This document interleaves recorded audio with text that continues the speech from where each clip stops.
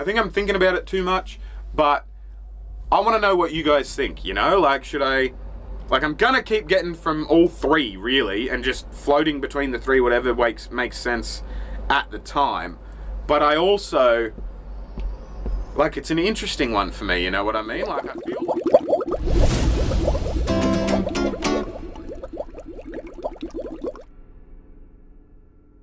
Okay guys, now we've reached the fun part of the video, and I'll probably clip it and make it its own video, in fact, because it is a weed dilemma, and I need your help, fellow stoners, right? Because I don't know how I feel about it mentally and all that sort of stuff, right? So I've been going to these guys for fucking months and months now, right? These dudes here, I'll put their logo up on screen somewhere. They're out on the Tuscarora Reservation. They're fucking amazing, right? And they've been doing it for years. It hasn't, like, okay, so I'll start at the beginning. When Andrew Cuomo was trying to save his own skin before he got the boot from New York, as New York governor and stuff like that, one of the final things he did was legalize weed, legalize recreational marijuana. He might have decriminalized it, not legalized. I don't know what the fucking jargon is, but you know what I'm saying, right? He made it so that you weren't criminal anymore if you smoked. And all the licensing stuff is still getting sorted, but dispensaries and little smoke shops are popping up all around the area and all that sort of stuff with great weed, fucking solid weed at good prices, and it's regulated, and it's not like I'm not having to get in some sketchy car on 19th, and if you're a Niagara Falls resident, you'll know what I fucking mean when I say that sort of shit, right? Like, it's good, and it's the way it should be. But as I said, been going to these guys for a fair while now because they've been a dispensary out on the reservation that hasn't had to worry about the legalities and all that sort of stuff because of the sovereignty of the Tuscarora guys and all that sort of stuff, right? They're awesome. They've got the best selection. They've got so many fucking good edibles. Like, I cannot even describe to you. Like, here, I've got a sticker from the Wonka Bars guys because they sent me a sticker anyway on Instagram, through Instagram, via Instagram? They sent via the US Post, but you know what I'm saying. They sent me a sticker as well because I consume so much of their products and I was like talking them up. That's another reason to follow my Instagram if you like. But yeah, so many edibles and stuff to make edibles, and like they're really informative, really cool dudes. There's not a shit person that works there. Like, they're just, it's fucking cool, you know?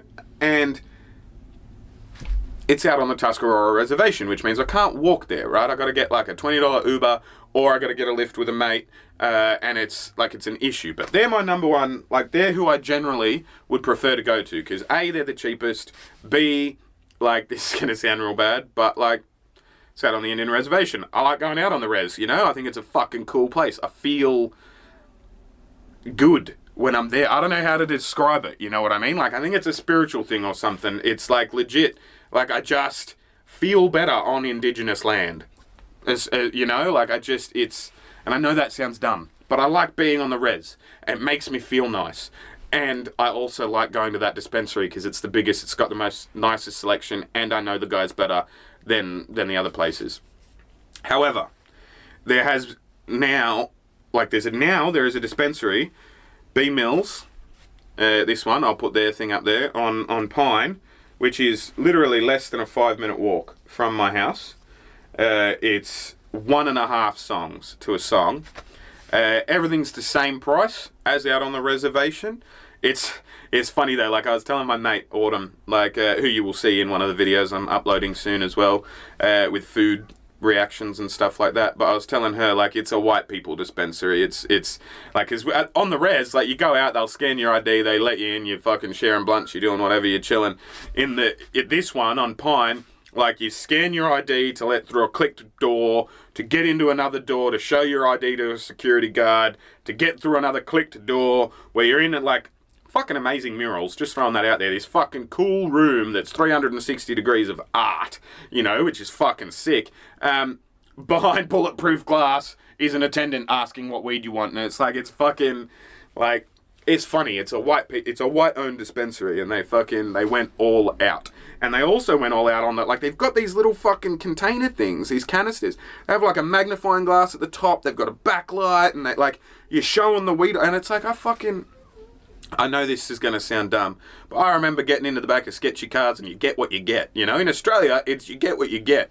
In here, I've got, like, fucking magnifying glasses and look, like, swirling the weed around, drinking it and spitting it back into the cup, you know what I mean? Like a wine glass. Like, it's fucking, it's next level and I'm loving it. But yeah, they're walking distance. I've been there 2 or 3 times now. They're really cool people, and I get a patch, right? They do that patch thing where it's a I just dropped a patch actually, I think as well. But anyway, here's a flamingo and a fucking 2 of the patches I've got from them because they have to gift it. They do it, like I said, white people dispensary. So they fucking you're buying the patch for fucking $70 and they gift you a quarter of weed as well, because that's how the law is laid out at the moment until all the licensing is sorted and stuff. And it's like, it's walking distance, they're nice people, and it's the same sort of price. So, probably going to go there as opposed to the shack when I don't have like wheels that I can go with. And by the way, pre-licensing course tonight. By the time you see this, I might have a license, which means I might have a vehicle. Everything's getting sorted, so it should be fine. But yeah, I've got the shack, the guys that have been supporting me, and I've got B-Mills who have just rocked up, and I want to support their new business as well, and it's walking distance, but I feel bad at the same time. All of that being said, this week, one opened up in my building. And I know that's a fucking wet dream, right? Like, that's a fucking wet dream. I've been dreaming about that shit since I was a kid, right? Like, literally, my kitchen shares a wall with a fucking smoke shop, right? And I can just go outside and then back inside and I'm in the smoke shop. I'm on first name terms with the dude. Like, it's fucking cool. I went there the other day when I realized I didn't have a blunt wrap and I didn't have to go to the fucking store. I just knocked on a door and I was like, fuck yeah, this is dope. And he's in the building. So it's like, but I don't want to be that guy either, you know, and I don't have a sticker of his yet. It's Presidential Vapes and Smoke Shop, I think. I'll put a link if I find a link. If not, I'll just, yeah, it's a thing. But it's in the building, and so I'm like, it just getting closer and closer and closer. But I've been appreciating these shack guys for a while now, and they've been hooking me up for months and months and months. So I don't want to do them dirty and not go to them anymore. I want to support this B-Mills company because they are going hard on the dispensary route of, no, we are selling weed. This is what we're doing. We're going to do it the patch way for now, but like, we're a dispensary. Presidential is a fucking, like, it's got blunt wraps, it's got bongs. He's a smoke shop, and there's going to be weed once everything all sorts through, and it's like, there's maybe a bit under the table, but who knows? Like, I don't know him that well enough yet, but you know what I'm saying, you know what I mean? And it's like, there's 3 different tiers, and I'm treating them in 3 different manners. My central heating's about to kick on. But I just don't know what, like, you know, like, I want to be loyal, and I want to be a good dude, and all of the weed's fucking fire. It's all fucking dope, you know what I mean? Like, it's all fucking good. So I don't want to fuck people around at the same time, but I feel weird about it. Like yesterday, we walked out of the dispensary, like me, Autumn, 2 different Autumns, and Amber and Coda, and like we all walked out of there, and there was a cop sitting on the other side of the road, like parked on the other side of the road, and like we were like, oh, hang on, we don't need to, like fucking hi, you know, like, and it was a whole thing, and it's like, I think I'm thinking about it too much, but I want to know what you guys think, you know, like, should I, like, I'm gonna keep getting from all 3, really, and just floating between the 3, whatever makes sense at the time, but I also, like, it's an interesting one for me, you know what I mean, like, I feel like the days of prohibition, you know what I mean, like, it's, oh, I used to get from that guy, and he was really solid, and he had an income because of the fucking, everything was shut down, and he was the fucking beer baron, you know what I mean, and now I don't need a beer baron. I feel bad for not using the beer baron.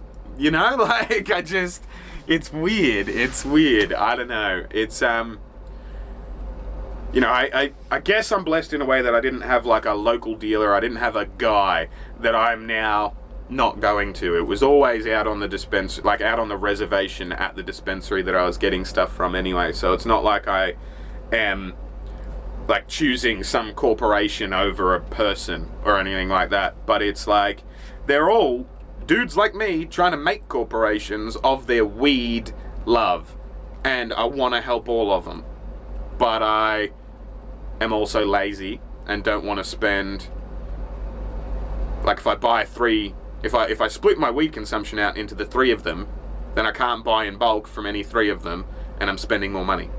What would you do?